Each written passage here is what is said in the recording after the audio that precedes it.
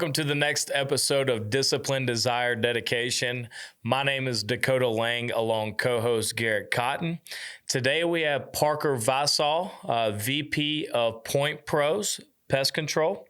Welcome, brother. How are you? Good, man. How are you guys? Doing good, man. Super glad to have you here. Super excited to be able to dig into your story. Obviously, you have a lot of accomplishments that you've already done, and we'll kind of dive into that and also see where where you're headed for 2026. Yeah. Thanks for having me. This will be fun. So yeah, heck yeah, man. Well, let's just introduce yourself. Sure. Tell us a little bit about who you are, where you're from, and how you got here. Sure. Yeah. I grew up in Utah. Went to high school here. Went on a church mission, and then served in Eastern Europe, actually in Bulgaria. So served there, and then I went to BYU Provo after the mission. Got into door-to-door. Initially kind of worked some of the standard hourly jobs, trying to put myself through school. Business school at BYU was very competitive, and so it almost like out of desperation needed to go find a way to make some money in the summer to be able to focus on school while school was in session. So got into sales. I did 2 years at Vivint. And had a good experience there, but then got recruited by the owner of Pointe. And I've been here at Pointe now for 9 years. So I've been in the game for about 10 years, more than 10 years. And then, my story really kind of with Pointe is started as a rep, had a good first summer or two, started building teams, and fast forward to today, we'll be about 250 reps this year, and I run that program. So pest control, building and scaling teams is the game that I love. And on the family front, I have 2 kids. I have a 6-year-old little boy and a 2-year-old little girl. Been married about 10 years. And so, anyway, life's good, man. Heck yeah. I want to tap in a little bit. So go back to these Vivint days, you know? So kind of what was it like? So that was like 12 years ago? Yeah. So kind of what was Vivint like then, you know? That was kind of the good old days, dude. There were all the VPs that kind of built and scaled Vivint were all still there. So it was noisy, and it was fun, man. I learned a lot of really great mentors. And at that time, was it a summer sale thing, or is it year round for Vivint back then? Or if they felt more like a summer program than they do today. Today they feel kind of like this year round thing, and they were very much running like summer teams. So but yeah, my cousin was a manager for them, and I followed him and worked there for him for 2 years. And it's all love. I ended up obviously leaving that group, but learned a lot. And I was never like a total killer out of the gates. I made like 25 grand my first summer, which was like just enough to get me to come back again, but it wasn't like life changing. Yeah. And about doubled that my second year. And so I tell my reps nowadays, dude, there's so many of them that are at they're scaling and growing at a lot faster of a clip than I ever was, which is really cool. But I didn't make 6 figures in this industry until my 3rd summer in the industry, first summer at Pointe. So, but it was good years. Yeah. Yeah, and we always tell people the same thing is in our industry when we came through, it wasn't common for people to qualify and move up as fast as they are nowadays. Yeah. When we came through, it was like we did it in under a year to get to a market owner role. Yep. But now people are like 7-8 months in, and they're like claiming their spots. Yep. So the opportunity, as we continue to grow, the opportunity it gets better and better in my eyes, whereas people from the outside looking in, they're like, oh, it's too late. Can't get in there. Have y'all experienced that with like Pointe Pros and stuff as well? Yeah, 100%. I think that the deck is stacked in their favor, if you will, right? Like the infrastructure is there. We've learned a lot of lessons, some hard lessons, but like if someone plugs in now today and they just trust the process and go get after it, you can grow and scale really fast, right? Is Pointe Pros, is that like where are y'all located at? Is it So HQ is in Provo. That's like where our marketing company is headquartered out of. And then we sell for other people's pest companies. We're a marketing company, but then we also own our own pest company that's called Palisade Pest Control. Yeah. So there's 4 partners that own both Pointe Marketing and our pest control company, and it's me and 3 other guys. So yeah, man, it's an awesome setup. But in terms of the markets we're in a lot of Midwest markets and then Northeast. Mm-hmm. So those geographically are kind of where our teams are selling. We'll be in 9 states this summer. Awesome. Yeah. Growing pretty big. I love having conversations with people because obviously Performance Windows was our first door-to-door, career experience at all. It's kind of all you knew. Yeah. Yeah, I mean, and from being from Louisiana, we didn't even know it existed. Yeah. I know I didn't, and he didn't as well. Nobody's ever knocked my door ever in my life. So when my cousin called me and told me about this, I was like, "You're doing what?" I'm like, "I don't care. Just you said how much did you make?" And I was like, "I'm there." Yeah, that's awesome. So I always think it's very intriguing to hear people that have been around the door-to-door space for so long, because I mean, we've only been in the industry for coming up on 3 years. For me, he's just over 3 years. And so we're just now getting our feet wet. You know what I mean? Yep. What would be some of, like, if you were to explain it, how would you describe the growth of the door-to-door industry just as a whole? I mean, the thing that's beautiful about it is just there is no ceiling. And like, I grew up playing sports. I love sports. This job is getting paid for results, not time, not tenure. Like it is all about results, So if you can get amazing, like sports, if you can get amazing results in sports, then usually you'll play, and usually there will be recognition and pay that's associated with it. And, it's just, so money follows value in this world. And so, whether it's pest control, windows, whatever, it's all measured by revenue and the value you're bringing to your gig and to your company. And there's levels to the game. And if you want to be you can make a really good money being a very good sales rep, like really good money, 6 figures in this gig. But then there's the next level, right? And if you want to go make multiple 6 figures, usually that demands a new skill, which is leadership. And then you want to go make more than that, and it demands leading leaders. And so there's just these cool levels to our game. And maybe my favorite part about it is you don't need a college degree to go do it. Did you get yours? I did, actually. You did. So, I did. I went for 5 years and did not get the paper. Yeah. So I got the paper. I did finish it. I punched it into the end zone, but I was like, I crawled across the end zone. I mean, I was like limping. I limped into the end zone, but I studied marketing at BYU. And so I did get it done, which is why I feel somewhat qualified to say, like, you don't need a degree to be successful. This is a soft skill game. And, I was never like the smartest dude, didn't get an amazing, score on the ACT test. So I always kind of felt like an underdog, and I always felt like this industry is built for those types of people, for the underdogs. Oh, yeah. And staying in the industry for, 10, 12 years, that kind of stuff. What do you think is one of the biggest things that helps you to stay in such a high-stress industry? Yeah. That's a great question. My why over the years has changed. Like, I won't lie, those first couple of years very much was it was almost selfish, right? I was like, I got to put a roof over my head and get in an okay place for me and my family. And I would say the last 4 or 5 years, it's more outward focused, which is fun. And that's kind of maybe kept me in the game is, I had a lot of success in my 20s, bought a lot of real estate, and just started creating a lot of wealth. And so the last 4 or 5 years, it's shifted to more outward facing. I want to help downstream. I want to help other people. And one of my favorite quotes is by Zig Ziglar. He says, when you help enough people get what they want, then you'll get what you want in life. And that's the mission now. It's like, how many other people can I create? How many other people can I help become millionaires? Yeah, that's what I say. I always say, to become a millionaire, you got to change millions of lives. 100%. You know what I mean? That's right. And that's one thing that, because go back to what your introduction comments, or however you want to say it, is that, scaling teams and stuff like that. But just like off of what you're saying right now is like, now your why has changed just to help us change as many lives as possible. Yeah.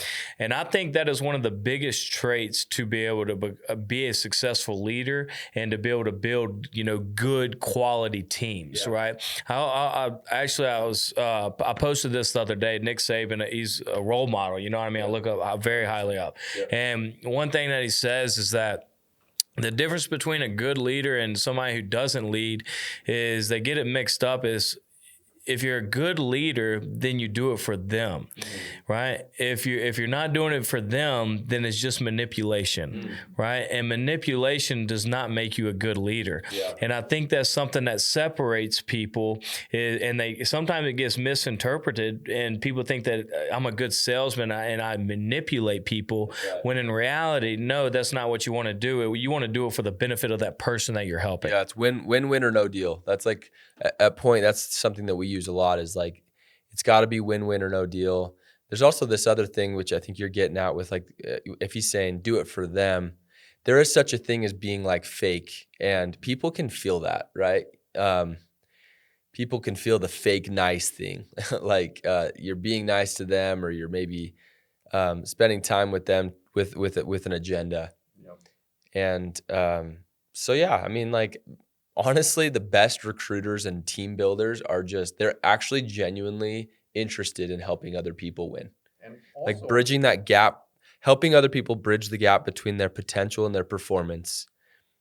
That is, like, getting obsessed with that is the best people. That's what they do, and they love it. Yeah, we've even, from being at Door-to-Door Con this past year, so I was on a recruiting panel, and one thing that we kind of opened our eyes to it once we got off the stage is everybody on the recruiting panel was talking about, like, social media and just basically getting follows, getting likes, getting info, basically just broad messages out there. What were they saying? It was saying, like, memes. You got to do memes and stuff like that. Whereas in your perspective, you think memes is what produces good leaders? No. You know, and that's where it opened our eyes, because our method of recruiting is what was done for us. Like, I had a cousin in Provo, Utah, that called me and said, hey, come live with me for 2 months. I'm going to show you how to do this job and make this money. And I'm like, say less. This is a golden ticket. Right. And we've replicated that. So, like, for Dakota came and lived in my house for 2 months, paid for his gym membership, brought him to the gym with me every day, knocked doors together, set some appointments for him, probably a lot of appointments. But it's going through that process of hand in hand, where it's not so much as like funnel down, getting in front of as many people and see who sticks. If one person comes to me with an opportunity, saying that they want to change their life, we take that person in and develop them, you know? Yeah, it's a deep, not wide type mentality, right? And social media can be a tool, but if it's your bread and butter, I don't think that's it, man. Like, we even asked the people, we said, would you ever house, because our method is, you come live in my house for 2 months. In my first 24 months, I had 20 of those 24 months where recruits were constantly cycling. Yeah. So we asked this guy, we were like, would you ever house somebody? And he was like, oh, hell no. Yeah. No shot. And we're like, see, that's the difference. That's why I mean, dude, I think of, like, you know, like Jesus Christ he had 12 followers and he poured into them. Yeah. Period. That's it. Like, that was his life. And then what happened? Now he's got 1 billion followers, or 2 billion followers. So he didn't do that by pushing out memes.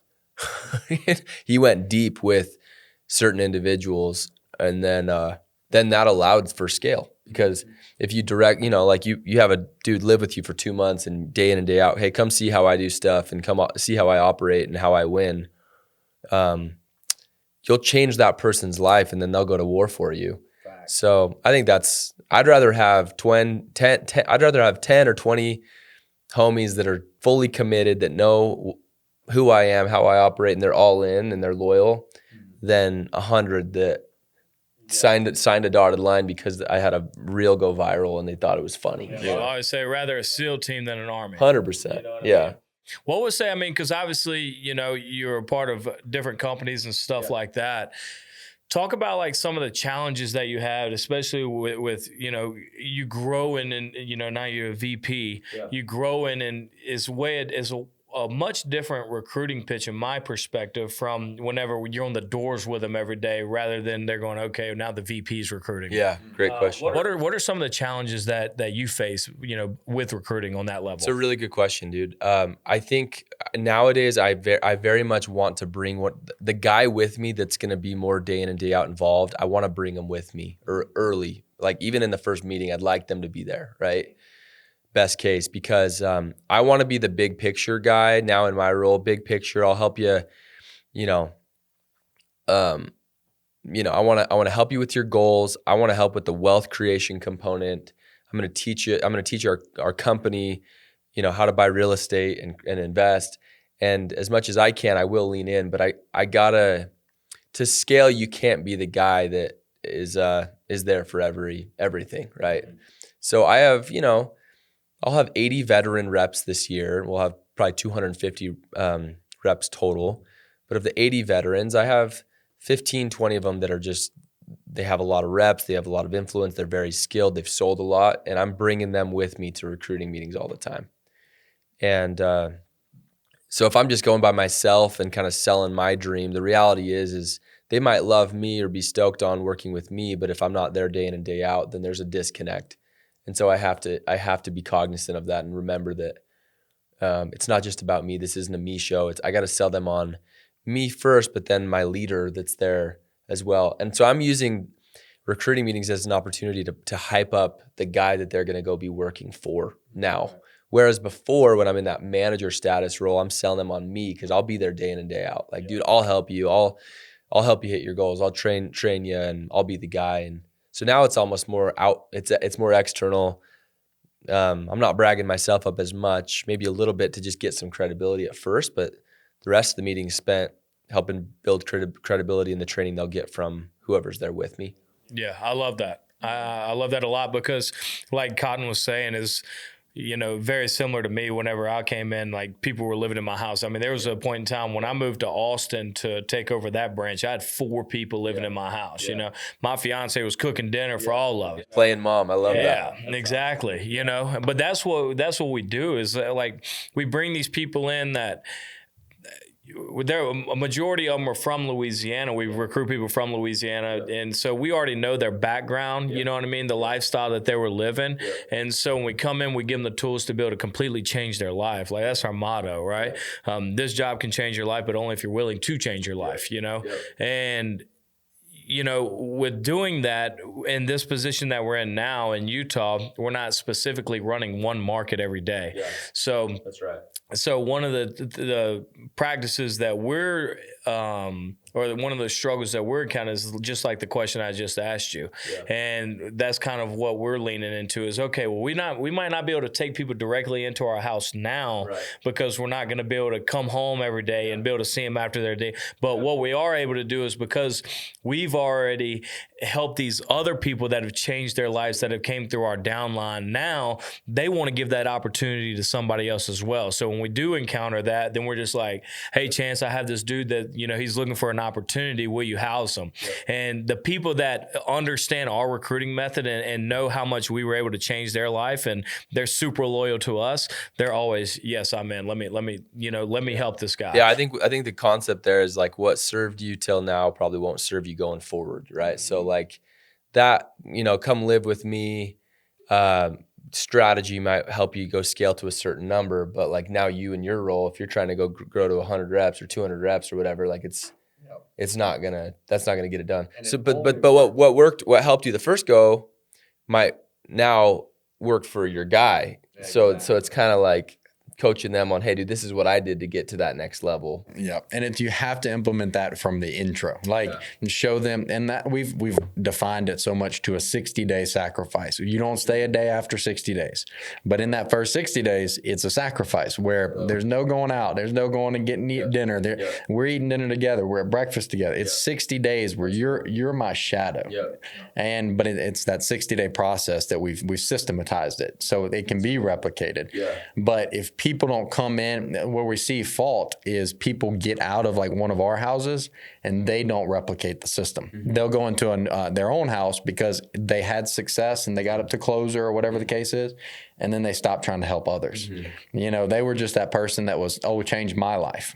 And then they change their life, and then it doesn't turn into do it for others. But if we can replicate do it for this person. Because bringing in a recruit, me as a leader, anytime that I ever saw a sales slump coming, I could smell it coming. Yeah. I'm like, give me a recruit. Yeah. I got to get somebody in here because I got to put them in the house. Yeah. And if they're in my house, even when I'm a marketer and running this office, I got a brand new knocker who has to see me the most dialed person in the whole office. Yeah, you feel a higher sense of accountability, I got to do this stuff, the unsexy stuff that yields results because this person's like watching my every move. Yeah, because we lie to ourselves every day. It's so easy to just hit that snooze on the alarm clock or not work out and you said you were going to. Yeah. But if I've got a recruit in my house, no shot. I will not give them a chance to say, "Oh, Garrett didn't do that."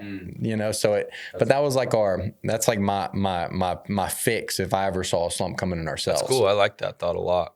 But we're learning how to figure out recruiting on this level. It's how long has Pointe Pros been around? So we've been around for about 10 years, but our structure's changed a little bit. When I came, so my partners 4 or 5 years ago sold their pest control company to a private equity group. So that first 4 or 5 years was basically just us selling in the Pacific Northwest for them. And then at some point we started scaling and it created a bigger demand to go start selling for other people's pest companies. And, about a decade. Yeah. And 250 reps. I mean, we're at 6 years and I think we're right around like 250, 300 as far as total reps in our company and stuff like that. And of course we've gotten with Alex Butterfield and you've noticed like they've figured out the Indeed recruiting and stuff to where as far as the big funnel picture to get people in front of us, it really, really helps. But I think something that's helped our company to scale is like our method of recruiting. So, but do you guys, do y'all do like Indeed plus organic or? The last year or two, I know we were kind of poking fun at the Instagram game, but I actually have leaned into having a brand and it's helped, man. It's helped. It's not my bread and butter. It's not the end all be all, but it does get you in front of people. It does, yeah. So I think there's some importance in like having a big funnel and having reach. And so that's been over the last year or two, like a project of mine. I had Instagram deleted for like all of my 20s. Yeah. And then 2 years ago, I was like, I'm going to start posting content. I hired a group, started a podcast. And so like, it's been fun. And honestly, this year I've picked up quite a few recruits from that, but then you have to be willing to go deep with them once they come in, like you can't just treat them. Go to this office. Yeah. So I would say that's kind of been something that we've leaned into is I definitely personally have. I've spent real time, real money, real resources on my Instagram, having a brand and doing some things intentionally there. I think what's worked for us in Provo or in the Utah County kind of neck of the woods is I have tried to, I think if you speak to everybody, you speak to nobody. And so I've tried to really speak to the college. Our target right now is like college kid that wants to get into real estate investing at a young age. Yeah. And if that's you, there's no better place to sell pest control in the summer than with our group. It's competitive recruiting wise. I try and recruit everybody that knocks. Which is why I think we have kind of niched down and really tried to focus on a lot of our reps right now are students. And in some ways I envy you guys because you have this year-round program and kind of like you can get guys on the doors quick, like that days to dollars, get them out there knocking. The goal's sailing the first 3 days. Yeah, I think that's rad. And right now our program is very summer focused. We recruit a lot of students. So for that reason, the Indeed thing it's not been a bread and butter deal for us because a lot of times an Indeed person's looking to go make some money right away. Yeah. And so we're fishing in the student pond. It doesn't mean we won't change the strategy at some point or look at optimizing kind of more of a year-round program type thing, but it's currently where we're at. I think one of the reasons y'all grow so well is that vision of bigger wealth. Yeah. We train all of our reps as well as like, if you look to retire from Performance Windows, look somewhere else. This is not a retirement plan. Right.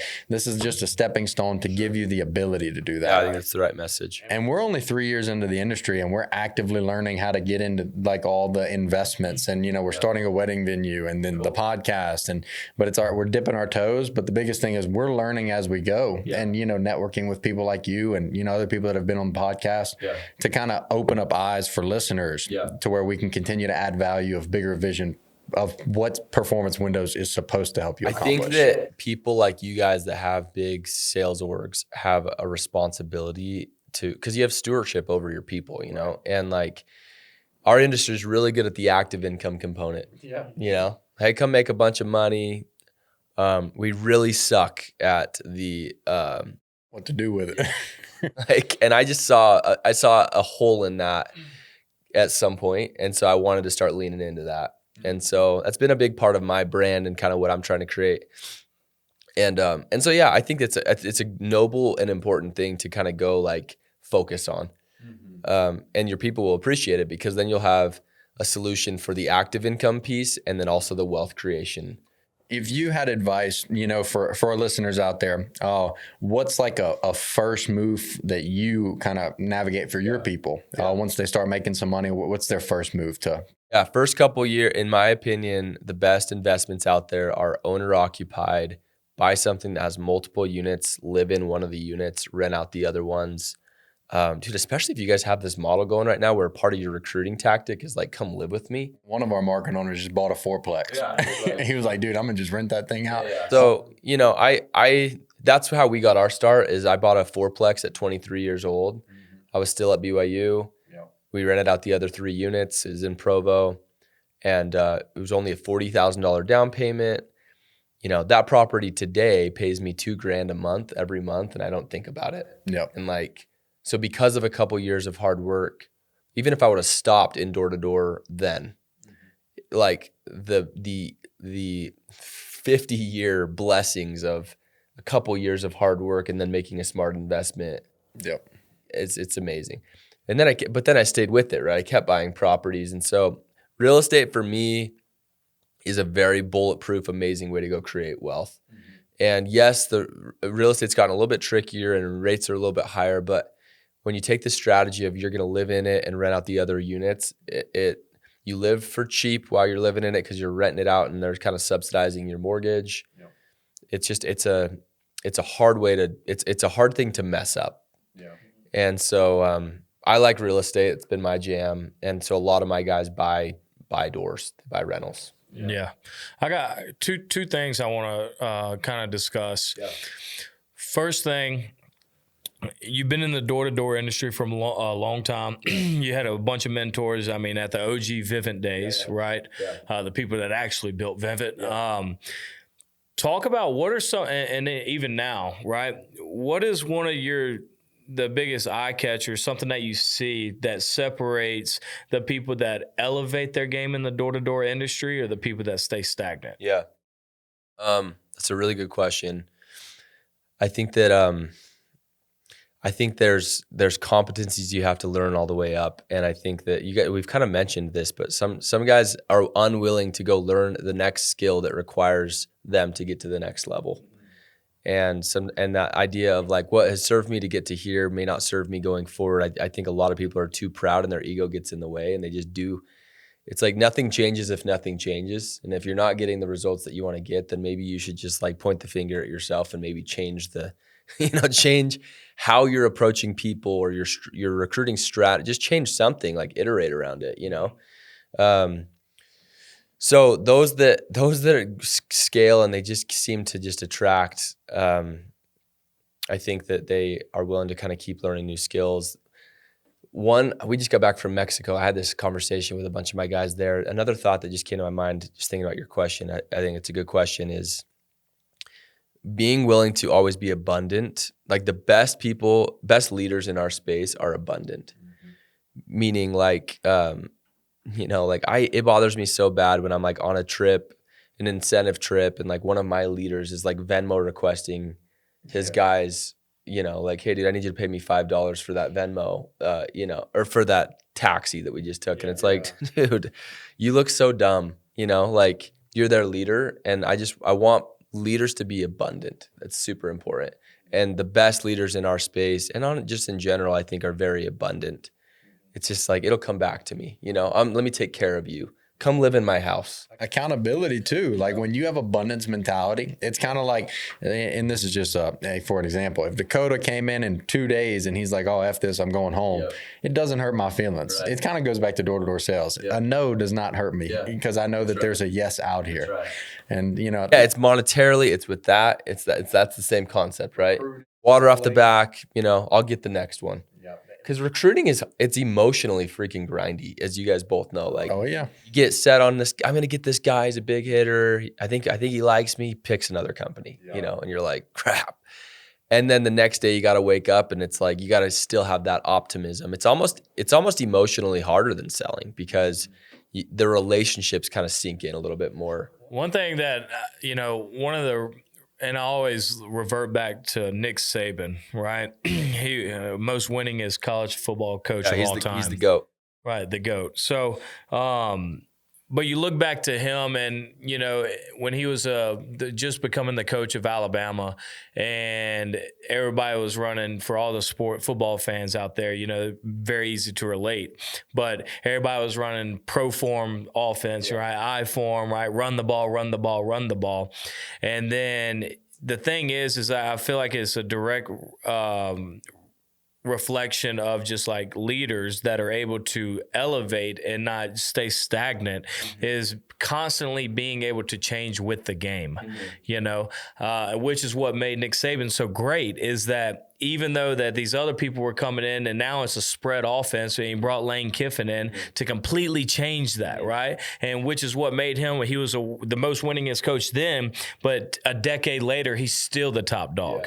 Yeah. And I think that's very important to leaders in, especially the door-to-door industry, because, you look at the door-to-door industry, what it was 10 years ago when you came in, it's a totally different ball game now, And all industries change all the time, and that's why you have to check your ego and like I'm learning things from my rookies and second year reps sometimes where I'm like, I think you're right. I think our industry is in a place where I maybe need to see that topic or this thing differently. Yep. And I think it's important that you have to check your ego, even someone that's been in something for 10 years, because you're not as ground floor as you used to be. And so you have to constantly be asking questions and making sure you're seeing things through the right lens.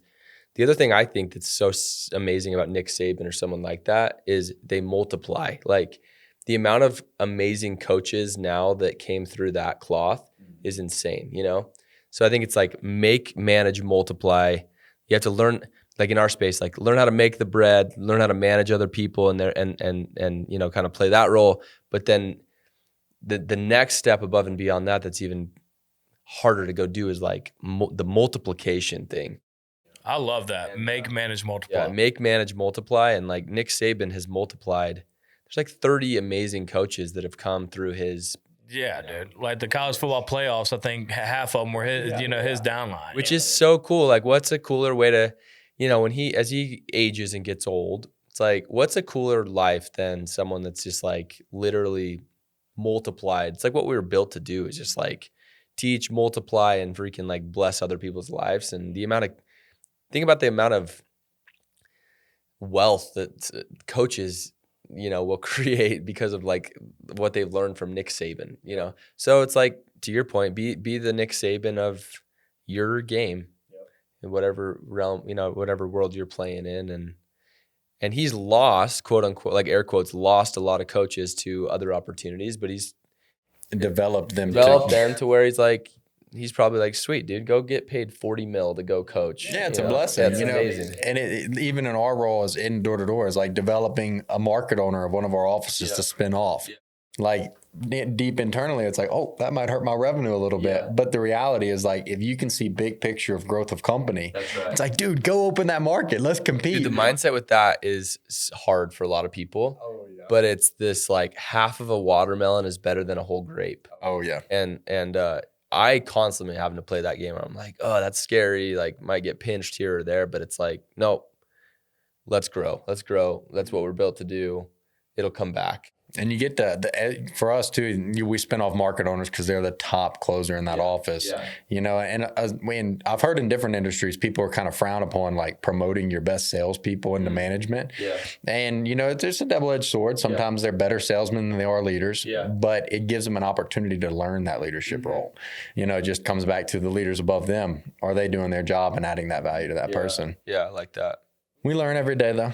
And then also, last point, we'll kind of drive it home here, is you said one of your biggest things is, since I think you said this year, maybe the past 2 years, is your personal brand, right? Yeah. And I think that's something that myself and Cotton have done extremely well. We still have a lot of room to grow, but that's one of the main reasons that we started DDD, and kind of talk about, because a lot of people, you hear people say that I need to build a personal brand, but they don't even know where to start. Right.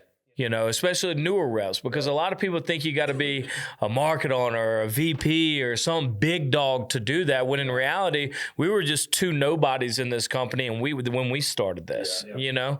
What would be your advice to somebody that wants to start a personal brand but doesn't even know what to do? I think it's a great question. So like there's like a couple thoughts that come to my mind. The first one is everyone has that imposter syndrome thing going on. But like there is a value gap between you and the people that, like, even if you have done this job for a couple of months and you've done okay, like there's a value gap between you and someone that's never done this job, right? Like you know more than them, period. So like just you don't have to wait till you're on top of the mountain to start posting content, because in fact, it's actually kind of like endearing when someone's like climbing up the mountain and they're like not perfect and it's not this perfectly curated thing.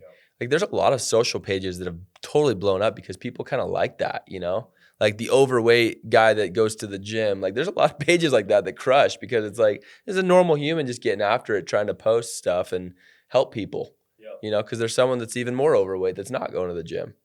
Right. So the value gap thought would be the first thought. And then the second one, my advice to like what kind of content and where do I start? It would be like, what's your uniqueness, you know? Like lean into your uniqueness and just hammer that thing. Like I think of it as this like wall that you're trying to break through. Just keep punching that same spot with your uniqueness. And then at some point you'll break through the wall and then you can start ripping it open. But like, I think you got to be honest with yourself on like, what is my uniqueness and what's important to me? And like, and just rock with that. We always tell people persistence plus failure equals success. Yeah, I like that. And so whether it's door-to-door sale, like it's about being in the right room and going in the right direction. But if you have a mentor, you have people around you that are doing it, persistence through the failure, eventually you'll have that, like performance windows. Yep. Come in and you're in the room. If you can consistently do what we tell you to do over a long period of time, like for me, I had 18 appointments no-go before my first close. Wow. 18, where it kept saying good set, no go. And I'm like, well, if it's a good set, why is it not closing? I don't get this, you know? What, 0 out of 18? Yeah. Baseball players get a better batting average than that. Literally. But there were guys in the room who were making these like unbelievable checks. And I'm like, I see this guy doing it. And that's where, you know, it kind of built that mindset of like, I don't care if it takes me 2 months or 2 years or 2 decades. Yeah. Making what he's making per month is going to be worth it, you know? But same thing with building your brand. Yeah. Don't just try it. You know, don't just like dip your toe. For us, when we did DDD, we were like, all right, drop the money, order the merch, do this, just dive head first. Yeah, I like that. And you got to be willing to play maybe a longer game than you thought initially. Like I think a lot of people think I'm going to get into building a brand, and if my branding looks cool and I make a couple cool videos, I'm sure this thing will pop. The reality is it takes, as you guys know, it takes time. It takes time. It takes consistency. My wife, she has an Instagram called Motherhood Must-Haves, and it's like a affiliate for women for clothing and stuff like that for moms. It's like a mom community. She started this 5 years ago, and it was when I was still knocking, no followers, no recognition, just posting consistently, you know. And they finally hit 10,000 followers like in December. Awesome. And since December till now, they've grown to 23,000 followers. Wow. So it took them 5 years to get to 10. And then it takes them 2 months to get from 10 to 23. Isn't that crazy? Now, they're picking up 1,000 followers every 2 days right now. And so the idea is like, it's that Chinese bamboo tree where like grows underground, builds the root system, takes forever. This sucks, but I'm just going to keep doing it. And then all of a sudden, like, you know, and I think that's, I don't know, dude, that's how life. It really is. It's going in the right direction. Keep trying, dude, you know? Yeah, I was saying this earlier before we went on the podcast, is that, you know, and it goes back to what you were saying as far as like the journey, you know what I mean? Because we have a meeting with a guy, we're going over some apparel and stuff like that. And we jumped on the meeting. He was like, man, y'all look like pros. Like, y'all know what y'all doing. I'm like, yeah, brother, you should go to the first one. Yeah. You know yeah. what I mean? Yeah, because we look like a bunch of idiots. Yeah, exactly. I'm We were like, so what do you want to talk about next? It's so true. You know, Yeah. but at the same time, like people building your personal brand, you just got to start, you know, and that was something that we beating ourselves is just like, just post, you know what I mean? Whatever, after you find out what you're going to do, but you just got to take massive action. Yeah. So, Dude, yeah, done is fun. Just do it. Like, just, I don't know. It doesn't have to be perfect. I have stuff all the time that my team posts, and I'm like, I don't really love that, but whatever. We got something on the internet today, you know? I'm like, I get for support. yeah. Like, not that cool, but. well, cool deal, bro. Well, we appreciate you coming on. Great conversation for sure. Would there be any last things you may want to say to the audience? Wrap up? You guys are building something awesome. I admire you a ton, and happy to support and help any way that I can going forward, man. So Heck yeah. Stay connected for sure. Yeah, we'll definitely stay connected. And your Instagram, Parker.Vassau. My last name is Vassau.